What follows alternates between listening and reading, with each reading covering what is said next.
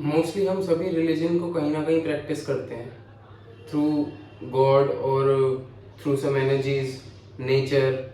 मतलब जितनी भी तरीके से हम नेचर को प्रैक्टिस कर सकते हैं ना, हम करते हैं वो। और ये कोई एक इंसान नहीं है, और यहाँ मैं एथीस्ट और एथीस्ट की बात नहीं कर रहा, I am talking about people in general. तो आई वाज जस्ट क्यूरियस कि ये वर्ड रिलीजन और रिलीजन इन जनरल ये आया कहाँ से। और 2-3 हफ्ते, ऑलमोस्ट एक महीना, I studied it deeply, thorough, बिल्कुल। और उसके बाद आई कम टू अ कंक्लूजन। और बेसिकली एक स्टोरी है, वैसे तो स्टडी है पूरी, लेकिन आई ट्राई कि मैं इसको एक स्टोरी की तरह बताऊं ताकि इंटरेस्टिंग लगे और बहुत कुछ सीखने को मिले। एंड ये माइंड को खोलने में काम करती हैं ये चीज़ें मेरे हिसाब से, क्योंकि we are just practicing it because हमने अपने घर के बड़ों को करते देखा है। हमारे पास कोई रीजन नहीं है कि हम किसको प्रीच करें और किसको नहीं। तो just to clear our mind और हमारे अंदर थोड़ी और मेच्योरिटी डेवलप करने के लिए I am just making a video. तो थोड़ा समझने की कोशिश करते हैं रिलीजन एक्चुअली में है क्या। तो रिलीजन बेसिकली एक लैटिन वर्ड से निकला है, और वो लैटिन वर्ड था रेलिगेर। और रेलिगेर का मतलब होता है टू बाइंड और टू कनेक्ट, आसान भाषा में जोड़ना। जैसे हमने अपने आसपास देखा है कि हम मंदिर जाते हैं या मस्जिद जाते हैं या गुरुद्वारा जाते हैं, तो हम वहां जाते हैं हमारे जो डीटी हैं, भगवान, गॉड, अल्लाह, कुछ भी कह लो, उनसे कनेक्ट करने।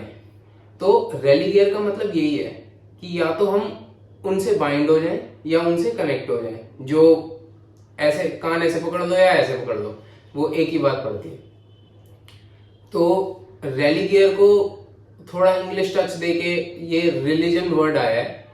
और रिलीजन का जो मेन मोटिव था, हर चीज का एक मोटिव होता है। जैसे अगर आप पानी पीते हो तो आप इसलिए पी रहे हो क्योंकि आपको प्यास लग रही है, तो पानी पीना आपका मोटिव है बिकॉज आपके बैक ऑफ द माइंड में एक सर्टेन नीड है उस चीज की। और हर काम हम तभी करते हैं जब हमको उसकी जरूरत होती है।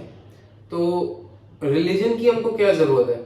रिलीजन का जो मोटिव था वो ये था कि जो एक इंडिविजुअल है, एक नॉर्मल इंसान, उसको कनेक्ट करवाएं किसी दूसरे इंसान से, किसी गॉड या ट्रांसेंडेंटल डीटी से, या किसी और कम्युनिटी से, ताकि एक जॉलीनेस बनी रहे, एक यूनिटी बनी रहे लोगों में।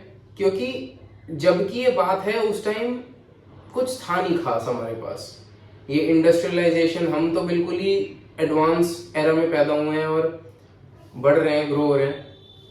लेकिन जिस टाइम की ये बात है उस टाइम लोग पत्ते पहना करते थे, और इट्स लाइक केओस एवरीवेयर, क्योंकि किसी को कुछ समझ ही नहीं आ रहा है कि चल क्या रहा है।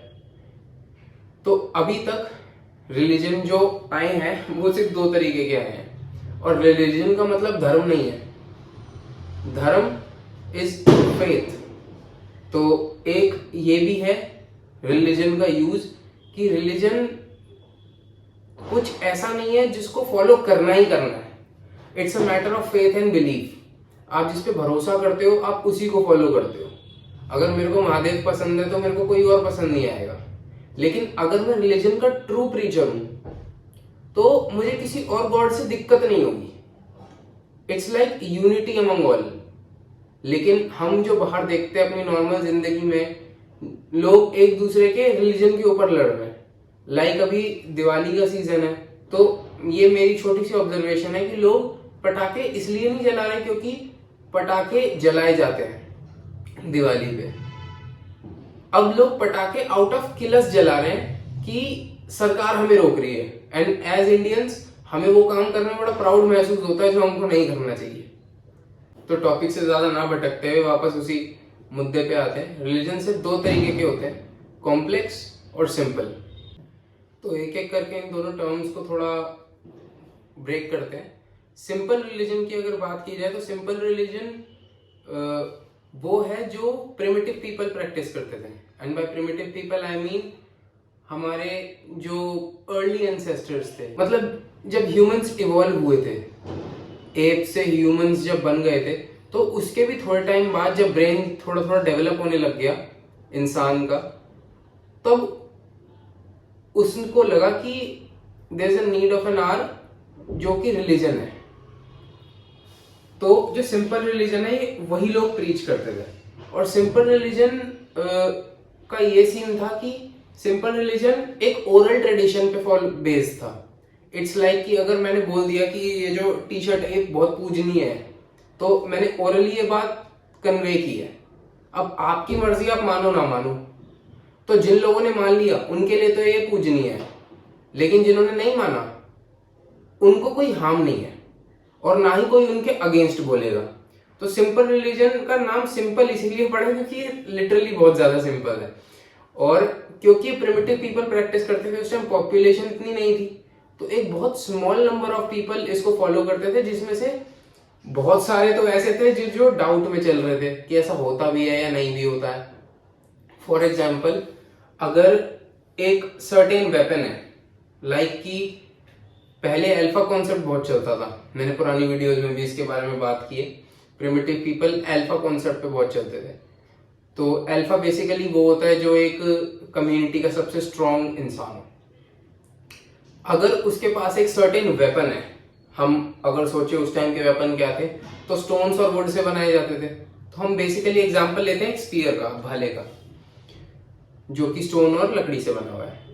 तो अगर उस अल्फा के पास वो वेपन है और वो बोले कि ये वेपन मैजिकल वेपन है, और वो उससे उस एरिया के सबसे ज्यादा खूंखार जानवर को हंट कर दे, तो जो बाकी लोग हैं वो ये सोचेंगे कि शायद ये सच में ही मैजिकल वेपन है, क्योंकि बहुत खूंखार जानवर था, इसको मारा नहीं जा सकता था, हम बहुत टाइम से इससे बचने की कोशिश कर रहे थे, एंड स्टिल समहाउ ये जो इंसान है, जो अल्फा है, ही manages to kill using that spear. तो बहुत लोगों ने भरोसा कर लिया, लेकिन बहुत लोगों ने अपनी इंटेलेक्ट का थोड़ा इस्तेमाल किया। उन्होंने बोला कि ये अल्फा ये बहुत स्ट्रॉन्ग है, इसका स्किल सेट अच्छा है, प्लस इसके पास वो वेपन था, इसको वो वेपन मूव करना ढंग से आता है, तो बाय एनी चांस इसने मार दिया उसे। तो ऐसे करके सोसाइटीज डिवाइडेड थी थोड़ी, लेकिन क्योंकि पॉपुलेशन बहुत कम थी तो बहुत ज्यादा लोग सिंपल रिलीजन को ही ज्यादा प्रीच करते थे। और जो दूसरी बात थी, इस रिलीजन को बहुत कम लोग प्रैक्टिस करते थे क्योंकि कुछ भी रिटन और कोडिफाइड नहीं था, उस टाइम कोई लैंग्वेज नहीं थी। इसी वजह से उस टाइम के जो मैसेजेस हैं हमें वो केव्स पे मिलते हैं, जिनके अंदर हमको कुछ भी ऐसी चीज नहीं मिलती जो कि बहुत ज्यादा, जैसे हम लिखते हैं अभी इंग्लिश में लिखते हैं हम या हिंदी में लिखते हैं, तो हमारे वो अल्फाबेट्स वो सब कुछ बहुत ज्यादा क्लियर होता है। उस टाइम ऐसा कुछ नहीं था जबकि ये बात है। तो सिंपल रिलीजन का इतना ही है, और इसको हम अभी एक स्टोरी से समझेंगे। और अगर दूसरी तरफ हम बात करें कॉम्प्लेक्स रिलीजन की, तो कॉम्प्लेक्स रिलीजन वो है जो हम अपनी सोसाइटी में आसपास लोगों को फॉलो करते देखते हैं। कॉम्प्लेक्स रिलीजन एक रिटन और कोडिफाइड फॉर्म में है, लाइक हमारे जो ग्रंथ हैं, उपनिषद हो गए, भगवत गीता, कुरान, बाइबल, ये जो हमारे डॉक्यूमेंट्स हैं ये हमारे रिलीजियस डॉक्यूमेंट्स हैं, और ये डॉक्यूमेंट्स प्रीच करते हैं रिलीजन को। तो जो ये कॉम्प्लेक्स रिलीजन का पार्ट है, अब क्योंकि रिटन और कोडिफाइड था, सो ट्राई टू अंडरस्टैंड कि एक प्रूफ हो गया इस चीज को कि ये चीज लिखी हुई है, इसको अब आप क्वेश्चन नहीं कर सकते। जस्ट बिकॉज वो लिखा हुआ था तो एक बहुत ही बड़ा चंक ऑफ पीपल ने उसको प्रीच करना शुरू कर दिया, उसको फॉलो करना शुरू कर दिया। और क्योंकि रिटन फॉर्म में था तो ये आप खुद ही समझ सकते हो बहुत ज्यादा रिजिड होगा कि जो लिखा हुआ है वही है, आप इसको मोड़ तोड़ नहीं सकते, अपने हिसाब से कुछ कर नहीं सकते। ऑन दी अदर हैंड अगर हम सिंपल रिलीजन की बात करें तो मैंने बताया सिंपल रिलीजन बहुत ज्यादा फ्लेक्सिबल था क्योंकि उसमें ओरल ट्रांसमिशन था। मैं ओरली आपको बात बोल रहा हूं कि मेरे पास एक XYZ चीज है दैट इज मैजिकल, या उस पे गॉड का वो गॉड का गिफ्ट है मुझे, तो just to show my dominance to you people.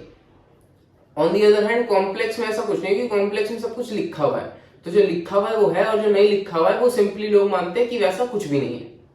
तो इसी वजह से कॉम्प्लेक्स रिलीजन बहुत रिजिड है और सिंपल रिलीजन जो है वो बहुत ही ज्यादा फ्लेक्सिबल है।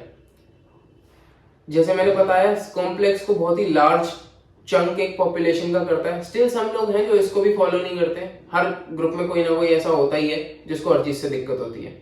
मैं रिबेल्स की बात नहीं कर रहा, मैं बेवकूफों की बात कर रहा हूँ। जस्ट इमेजिन कि एक नंबर लाइन है जिसके एक हैंड पे है कंप्लीट ट्रूथ, एक एंड पे, और जो दूसरा एंड है दैट इज कंप्लीट फिक्शन। तो इसका जो जीरो है, जो इसका बिल्कुल मिड पॉइंट है, दैट इज मिथ। अगर अब इन तीनों को अगर हम कोडिफाइड करें तो मिथ वो है जो हम इंसान अपनी भाषा में बोलते हैं कि यार है भी और नहीं भी, वी आर नॉट श्योर, लेकिन हम बिल्कुल रिजिड होके उसके ऊपर फिंगर भी पॉइंट नहीं कर सकते या उसको फॉलो नहीं कर सकते कि ये ही है या ये है ही नहीं, because we are very confused. तो अगर थोड़ी प्रोफेशनल भाषा में बोला जाए तो मिथ ऐसी चीज है जो कि प्रूव नहीं हुई है, लेकिन उस कंडीशन में भी नहीं है कि उसको डिसअप्रूव कर दिया जाए। तो अब हम जानते हैं कंप्लीट फिक्शन को। कंप्लीट फिक्शन एक ऐसी चीज है जिसपे लोगों ने अपना बहुत टाइम और दिमाग फोड़ा है, उसको अच्छे से एनालाइज किया है, लेकिन कुछ खास मिला नहीं, एंड एक मेजॉरिटी पॉपुलेशन के चंक ने उसको डिसअप्रूव कर दिया कि ऐसा कुछ है ही नहीं। फॉर एग्जाम्पल ड्रैगन्स, यूनिकॉर्न्स, हम सबको पता है कि कहीं ना कहीं इन जो क्रीचर्स का जिक्र हुआ है। अब ये किसी की इमेजिनेशन है या सच है वो हमको नहीं पता। अब अगर हम ड्रैगन को ही ले लें तो ड्रैगन का कुछ एविडेंस मिला ही नहीं है, तो हम ड्रैगन को कंसिडर कर सकते हैं कंप्लीट फिक्शन में। हमने हैरी पॉटर या गेम ऑफ थ्रोन्स या पता नहीं कौन से सीरीज में हमने ड्रैगन का बहुत जिक्र देखा है, लेकिन हमको आज तक ड्रैगन का कोई भी फॉसिल नहीं मिला है, हमको ड्रैगन का एक सिंगल एविडेंस नहीं मिला आज तक। तो हम ड्रैगन को फिक्शन वाली उसमें रखते हैं। और अगर हम बात करें कंप्लीट ट्रुथ की, तो कंप्लीट ट्रुथ को हम इसी एग्जांपल से समझ सकते हैं, लाइक डायनासोर्स। डायनासोर्स के हमें एविडेंस मिले हैं, हमको डायनासोर्स के फॉसिल्स मिले हैं, एग्स मिले हैं। तो कंप्लीट ट्रुथ इज समथिंग जिसको हम प्रोफेशनल लैंग्वेज में बोल सकते हैं कि कंप्लीट ट्रुथ वो है जिसके ऊपर लोगों ने एनालाइज किया है, जिसके ऊपर अपना time, brain power, man power सब कुछ लगाई है, एंड वो प्रूव हो चुका है। That is complete truth. और जो मिथ है, मैंने पहले बताया, मिथ बीच में होता है बिल्कुल। अब आप सोचो, अपना दिमाग लगाओ, कंप्लीट ट्रुथ, कंप्लीट लाई, या जिसको हम कंप्लीट फिक्शन भी बोल सकते हैं, बीच में मिथ। रिलीजन इन तीनों में से कहां लाई करता है? ऑन द सेफर साइड हम ये कह सकते हैं कि रिलीजन मिथ में लाई करता है। हमको नहीं पता गॉड थे या नहीं थे। देयर आर सम एविडेंसेस जो कहते हैं कि गॉड थे, लेकिन वो बिल्कुल रिजिड नहीं है। इट्स लाइक अशोका के बहुत सारे स्टैचूज वगैरह हैं, स्क्रप्चर्स वगैरह हैं, तो हम डंके की चोट पे कह सकते हैं अशोका थे। लेकिन रिलीजन के बहुत सारे कैरेक्टर्स ऐसे हैं, बहुत सारे गॉड्स, डीटीज ऐसे हैं जो हम ये मानने को तैयार नहीं है कि वो नहीं थे, क्योंकि उनके कहीं ना कहीं छोटे मोटे एविडेंसेस मिले हैं। कुछ एविडेंसेस बहुत बड़े भी थे, बट अगेन रिजिड नहीं थे। तो रिलीजन को हम कंसिडर करते हैं, रिलीजन बिल्कुल बीच में आता है। ये बिल्कुल सच नहीं है और बिल्कुल झूठ नहीं है, लेकिन जैसे मैंने पहले बोला कि ये फेथ और बिलीफ की बात है, तो बहुत लोगों के लिए कंप्लीट फिक्शन भी हो सकता है जिनको हम एथीस्ट बोलते हैं, और बहुत लोगों के लिए ये कंप्लीट ट्रुथ भी हो सकता है जिसको हम थीस्ट बोलते हैं। तो ये सिंपल डिवीजन ऐसे ही होता है। अब अगर हम देखें कि सिंपल रिलीजन एग्जैक्टली आया कहां से, मैंने ये इसी क्वेश्चन से मेरी इस टॉपिक की शुरुआत स्टार्ट हुई थी। मैं ये सोच रहा था कि रिलीजन सबसे पहली बार जिक्र कब हुआ होगा इसका, क्योंकि बहुत ही कॉम्प्लेक्स टर्म है और आज की डेट में बहुत ही ज्यादा केओस हो रही है इससे। अपने अपने रिलीजन को प्रीच करने के लिए लोग एक दूसरे को मारने तक को तैयार हैं। तो ये इस चीज की शुरुआत कहां से हुई, तो इसको एक स्टोरी से ही समझते हैं। तो बेसिकली ये एक स्टोरी है, लेकिन इसको अपने ऊपर लेके समझेंगे अगर, तो हमको बहुत अच्छे से समझ में आएगा।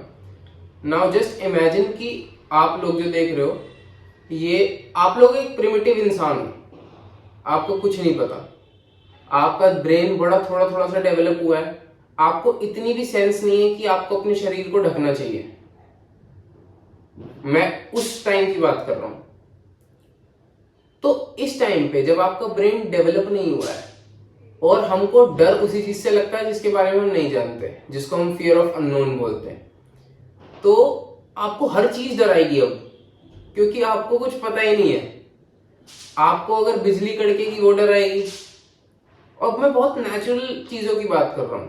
अगर अर्थक्वेक आया है आप उससे डरोगे, तेज हवा चल रही है आप उससे डरोगे, बिजली कड़क रही है आप उससे डरोगे, बारिश आ रही है आप उससे डरोगे, आसपास जो नदी है अगर वो आपके शरीर पे उसका पानी लगेगा आप उससे भी डरोगे। तो क्योंकि इंसान उन सब चीजों से अनअवेयर था, उसको कुछ पता ही नहीं है क्या, नेचर की उसको नॉलेज ही नहीं है।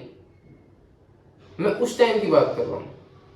अपने आप को उस टाइम में इमेजिन करो और सोचो जरा। तो वहां के जो लोग थे उनको कुछ समझ ही नहीं आया। उनकी हालत ये थी, अगर उनको सो रहे हैं और उनको कोई सपना आ रहा है तो उससे भी डरेंगे। उनकी हालत वो थी। तो इस सब को एक लॉजिक देने के लिए, इन सब नेचुरल एक्टिविटीज को एक लॉजिक देने के लिए रिलीजन पैदा हुआ था। क्योंकि उन लोगों को लगा कि ये चीज हम कंट्रोल नहीं कर रहे, हमारी वजह से अर्थक्वेक नहीं आ रहा, हमारी वजह से नदी नहीं बनी है, हमारी वजह से हमको सपने नहीं आ रहे हैं, ये उनकी सोच थी। हमारी वजह से हमारे शरीर पे हवा नहीं लग रही है, और ये है क्या, हमको कुछ भी नहीं पता। तो ये जो नेचुरल फोर्सेस हैं, या मैं कहूं सुपर नेचुरल फोर्सेस हैं, इसको रिलीजन का नाम दे दिया गया। और जो सबसे इंटरेस्टिंग बात है, यहां भी दो ग्रुप्स डिवाइड हुए। एक ग्रुप तो वो था जो ब्लाइंडली नेचर को फॉलो करता था, और वहां से कॉन्सेप्ट आए, उन्होंने हर चीज को भगवान बना दिया नेचर की। अगर कोई पेड़ दिख रहा है तो वो tree god, sun god, moon god. तो उन्होंने सबको प्रे करना शुरू कर दिया आंख बंद करके। लेकिन दूसरे हैंड पे कुछ ऐसे लोग भी थे जो स्टिल क्वेश्चन कर रहे थे कि सन है, सन रात को तो नहीं दिखता, तो रात को सन की पूजा कैसे करेंगे। तो इन प्रॉब्लम से जब वो जूझ रहे थे, जैसे अब हवा 24 घंटे तो नहीं चलती रहती, एक बार आपको एक हवा का झोंका लगता है, उसके बाद हवा रुक जाती है, या लगता ही रहता है, वो लगातार 365 डेज नहीं चलती, ईच एंड एवरी सेकेंड। तो उन लोगों ने क्या किया, रिलीजन के इस नेचुरलिज्म को, नेचुरलिज्म इज समथिंग कि आप नेचर की पूजा कर रहे हो, जैसा मैंने भी बताया। तो जैसे ये sun god, moon god, wind god, thunder god, जैसे ये सब गॉड्स उन्होंने अपने माइंड में बना दिए थे।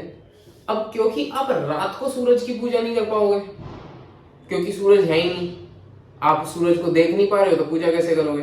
तो एक कोई इंसान एक आइडिया के साथ आया कि इनको ना पर्सोनिफाई कर दो। इट्स लाइक जो हम देख रहे हैं सन को, मून को, स्टार्स को, इन सबको ना एक पर्सन का फॉर्म दे दो, एक इंसान का फॉर्म दे दो।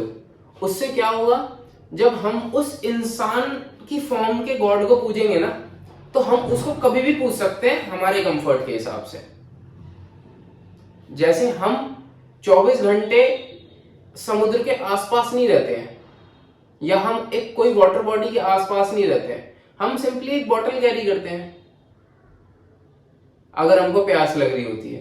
तो ऐसे ही उन लोगों ने पर्सोनिफाई कर दिया, और यहां से एक कॉन्सेप्ट अलग आया जिसको प्रोफेशनल्स ने बोला आइडल वर्शिप, कि हम मूर्तियों की पूजा करते हैं। क्योंकि उन लोगों ने पर्सोनिफाई कर दिया, एंड विद टाइम ये पर्सोनिफिकेशन उन्होंने उसको ऐसे फॉर्म किया कि उन्होंने आसपास की मिट्टी वगैरह जो भी उनको मटेरियल्स मिले, उनकी हेल्प से एक मूर्ति बना दी, अपनी इमेजिनेशन के हिसाब से, अपनी क्राफ्ट के हिसाब से, अपनी क्रिएटिविटी के हिसाब से। तो ऐसे नेचुरलिज्म कॉन्सेप्ट आया है। और बहुत लोग ऐसे भी थे जो टोटेमिज्म को फॉलो करते थे। टोटेमिज्म इज समथिंग जो आपने मूवीज वगैरह में देखा होगा, जैसे बहुत जो ट्राइब्स होते हैं वो एक रिस्पेक्टिव ताबीज पहनते हैं, या कोई भी नॉन लिविंग चीज लाइक पर्ल्स जो समुद्र से आते हैं, सी शेल्स, और आपने बहुत देखे होंगे ट्राइबल टैटूज होते हैं। तो ये सब जो चीजें हैं, नेकलेस, पेंडेंट, ब्रेसलेट्स, जो भी ऐसी नॉन लिविंग चीज है, लेकिन स्टिल लोगों का फेथ है उस पे कि ये हमारे गॉड की है। उस गॉड का स्ट्रक्चर है नहीं है ये उनको शायद पता हो सकता है, शायद नहीं हो सकता, लेकिन ये जो ऑब्जेक्ट्स है इन सबको वो टोटेम्स बोलते हैं, और यहीं से आता है टोटेमिज्म। अगर हम टोटेमिज्म का एग्जांपल अपने आसपास देखें तो जैसे हिंदूज हैं, हिंदूज का टोटेम क्या हो सकता है? स्वास्तिक। जो स्वास्तिक होता है वो हिंदूज का टोटम है। इट्स लाइक जो क्रॉस है वो क्रिश्चियंस का टोटम है। तो यही बेसिकली क्रक्स था मेरी 1 महीने की स्टडी पे रिलीजन के बारे में, कि रिलीजन एग्जैक्टली ओरिजिनेट कहाँ से हुआ। मैंने इसमें बहुत कुछ सीखा, आई होप आप सबने भी सीखा होगा। तो if you learn something you can tell me in the comments. Piece.